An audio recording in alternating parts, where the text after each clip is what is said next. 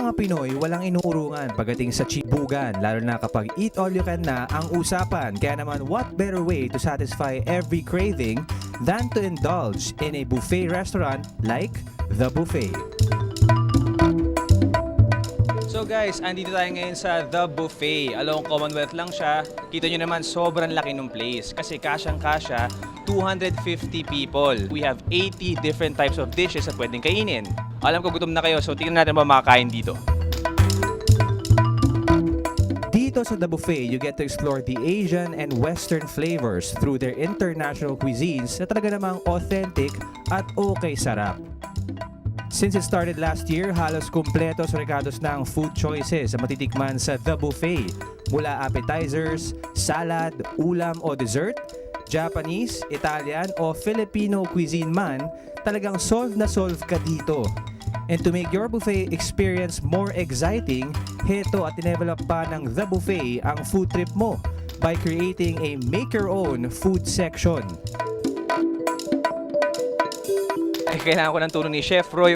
Ang kombinasyon ng meat dito, tsaka kung paano ba siya lulutuin mamaya doon sa lutuan natin. In the shabu-shabu, sir, we have a wide selection. We have plenty selection of vegetable, Okay. and we have a variety of meatballs, any kind of balls. Niluluto po to sa table nyo.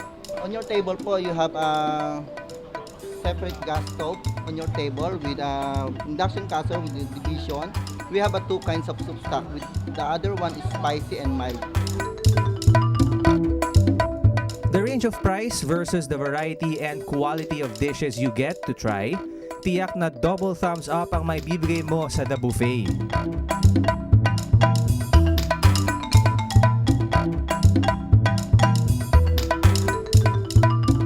Chef, ano ba tong lutuan natin?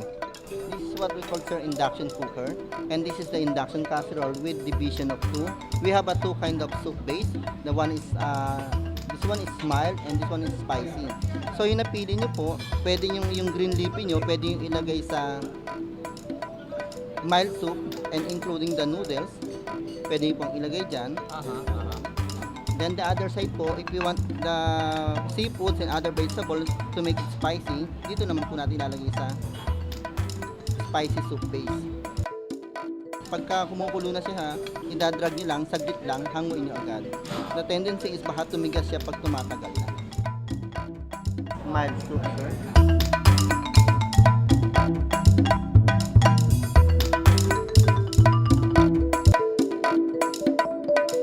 So this one, sir, is spicy. Sarap guys. Parang masarap na nilaga. Tikman naman natin yung dim sum.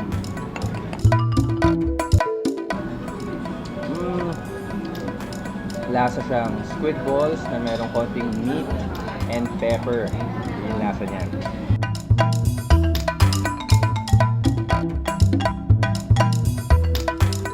Medyo pinagpapawisan na ako, sobrang busog na, pero hindi pwedeng hindi mag-dessert eh. Kasi dito sa The Buffet, meron pa tayong mga crepe, yung make your own crepe. So ito, ginawa ko mango, banana, tapos may chocolate syrup.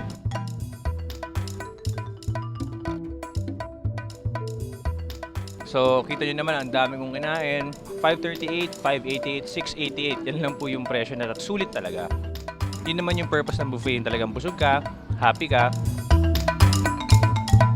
Kaya naman, para sa perfect eat-all-you-can experience, try The Buffet Restaurant and experience a buffet like no other. Vincent Santos, News Team 13.